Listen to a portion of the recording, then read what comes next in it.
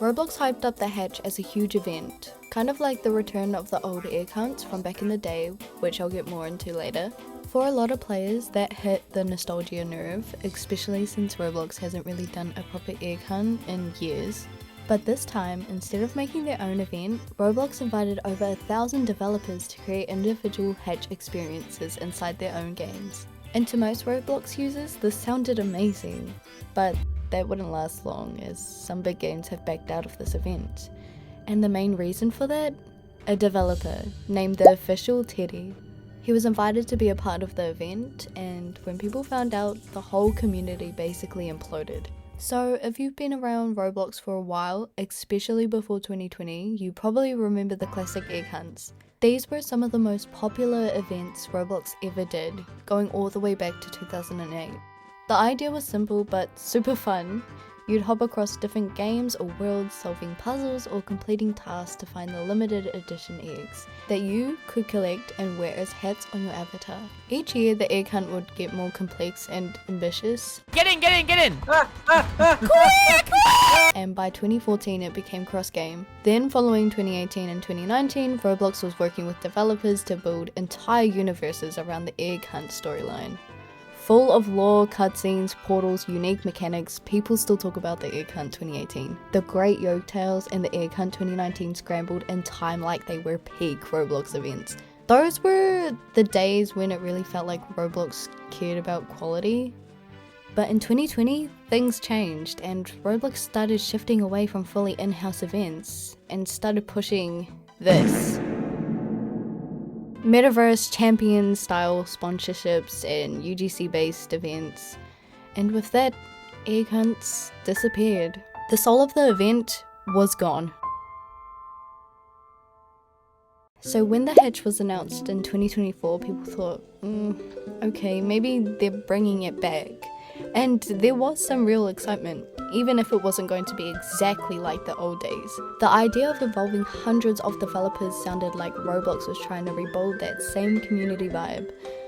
But yeah, it ended up being a mess, and for a bunch of reasons, and Teddy being included was kind of the final straw. And for a lot of you still watching, you're probably wondering, who is Teddy?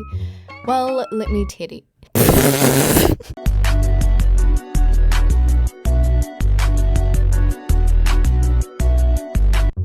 See, this is why I can't read script for guys.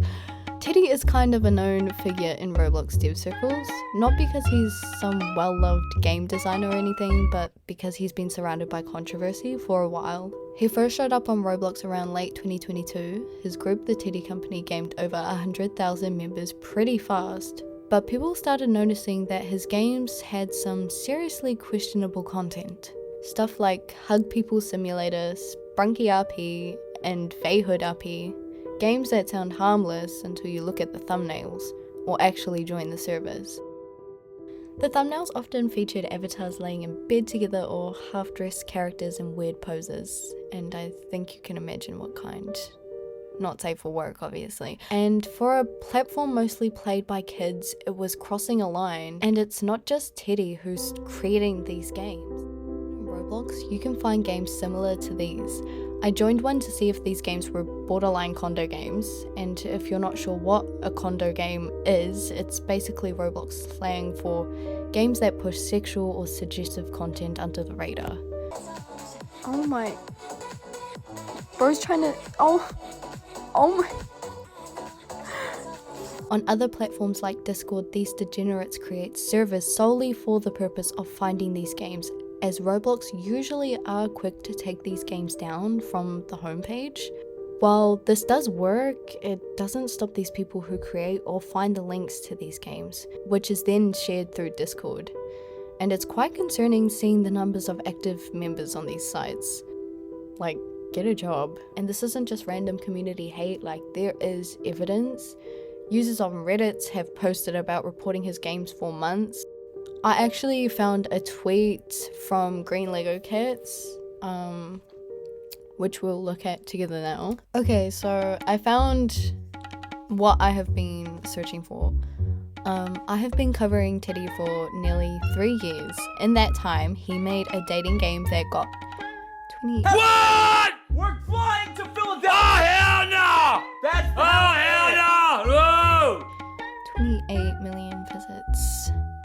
That is insane. That is insane.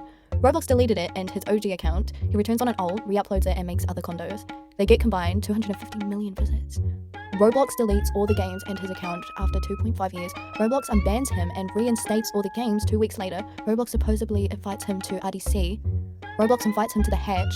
Oh, yeah, so this is all leading up to the hatch. So as you can see, like, that post was made solely coming up to the hatch event.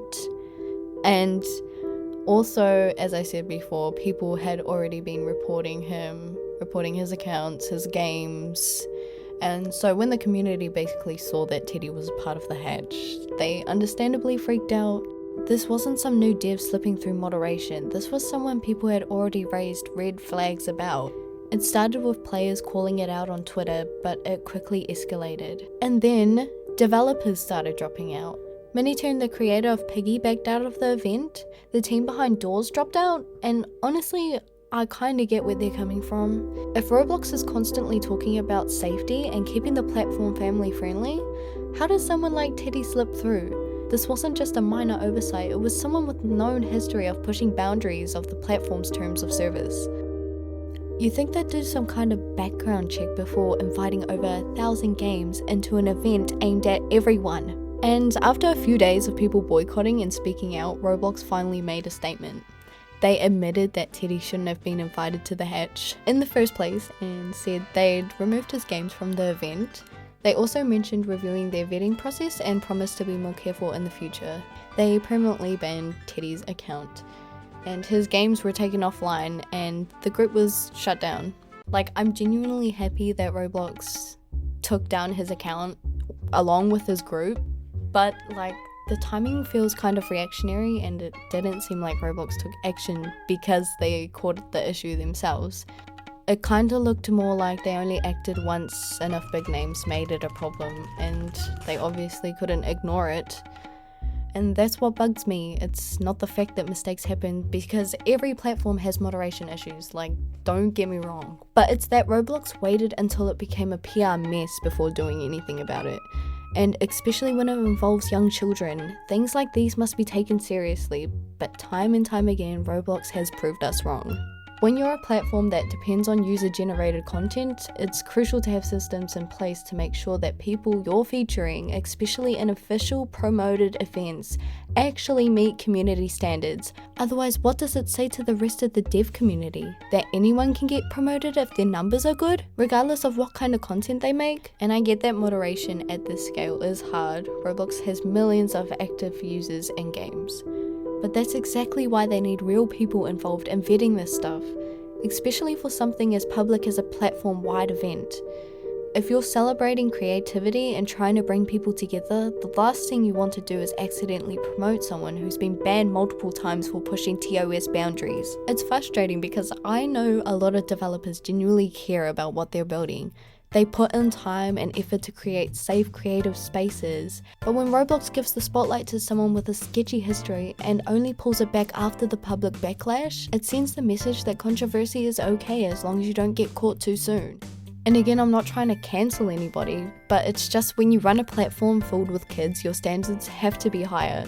And to be very honest, this event could have been a really fun celebration of the community, but instead, it turned into another example of how Roblox's lack of transparency and weak moderation can ruin something that should have been exciting. And that's pretty much all I wanted to say on it.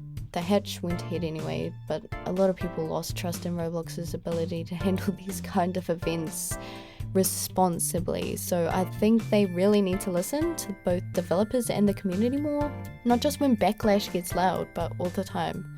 But yeah, in all honesty, I feel like Roblox as a whole needs to just do better. Do better, man. You have so many kids on this platform, and this is how moderation is. But let me know what you guys think in the comments, your guys' thoughts on Teddy and the hatch, because I'm curious. Until next time, guys.